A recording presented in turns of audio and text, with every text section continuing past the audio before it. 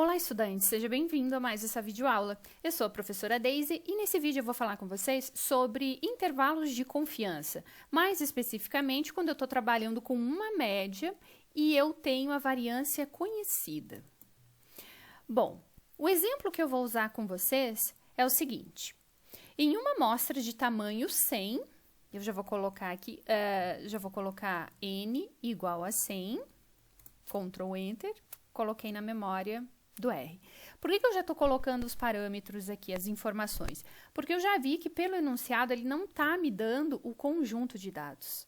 Quando ele me dá o conjunto de dados, eu só coloco o comando e o próprio R faz todos os cálculos de tamanho de amostra, média, variância, ele faz tudo, certo? Mas nesse caso, ele não dá o conjunto de dados, mas dá as informações.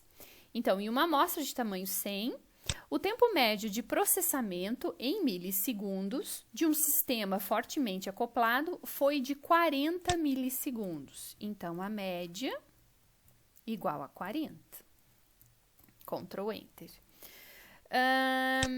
Construir o intervalo de confiança para a média, sabendo-se que desvio padrão é igual a 10 milissegundos. Então, desvio padrão igual a 10 milissegundos. Use alfa de 1%. Alfa é o contrário do nível de confiança. Se o meu alfa é 1%, então o nível de confiança é 99%. Tá?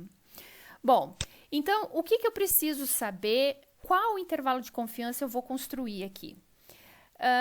Ele só está me dando uma amostra, então só tenho uma amostra. Então, eu sei que ou vai ser uma média, uma variância, ou uma proporção. A outra informação, ele diz, construa um intervalo de confiança para a média. Então, eu já sei que é uma média e ele ainda fala, sabendo-se que o desvio padrão é 10. Ou seja, é uma média e o desvio padrão é conhecido.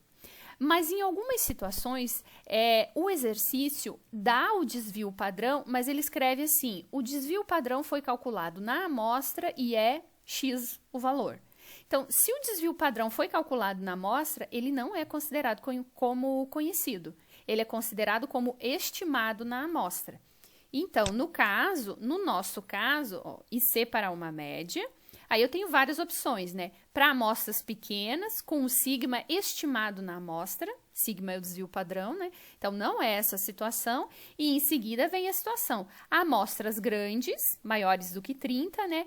Ou com o sigma dado, com o desvio padrão dado, ou seja, que ele não foi estimado na amostra.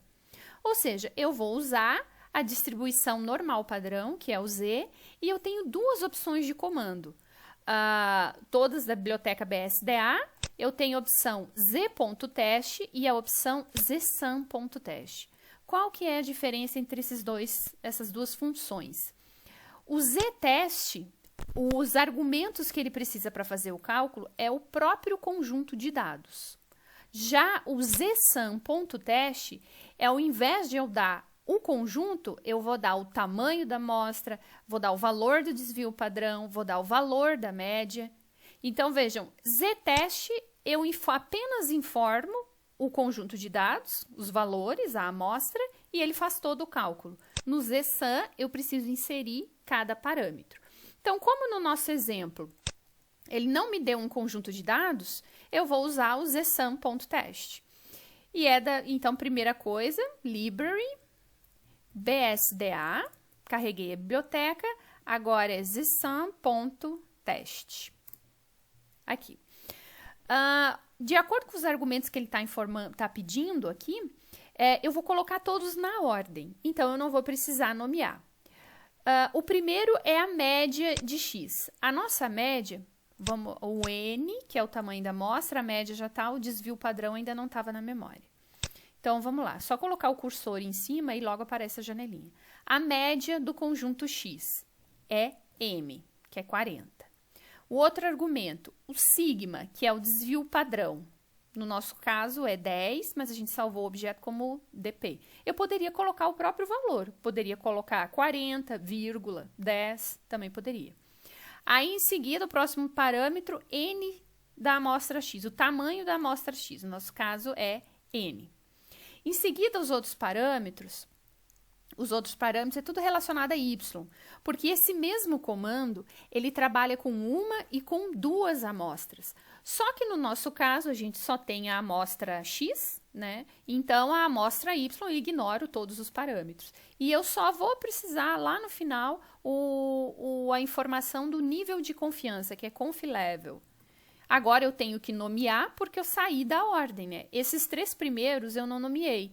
Eu não fiz, por exemplo, o primeiro argumento ali é média de x igual a m. Eu não precisei nomear dessa forma. Eu só coloquei m, dp e n porque eu estava na ordem, então ele já sabe.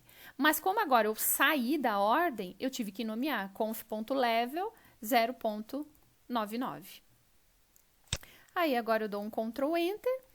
Então, aqui embaixo, com 99% de confiança, o intervalo é de 37 até 42. Vou colocar aqui. Ou seja, eu tenho 99% de confiança que dentro dessa situação aqui, né, o tempo médio de processamento do sistema é um valor entre 37,42 ou até 42,57 milissegundos, certo? Então, eu tenho 99% de confiança que o verdadeiro tempo médio é um valor dentro desse intervalo. E qualquer valor que esteja dentro desse intervalo é considerado possível. Por exemplo, se alguém perguntar, eu posso afirmar que o tempo de processamento é de 50 milissegundos? Não, 50 milissegundos eu não posso afirmar, porque 50 está fora do intervalo. Então, eu digo não, 50 não pode ser. Agora, eu posso afirmar que é, por exemplo, 41? Sim, 41 eu posso afirmar que é, porque é um valor possível, porque está dentro do intervalo. Certo? Espero que vocês tenham aprendido e até um próximo vídeo. Tchau, tchau!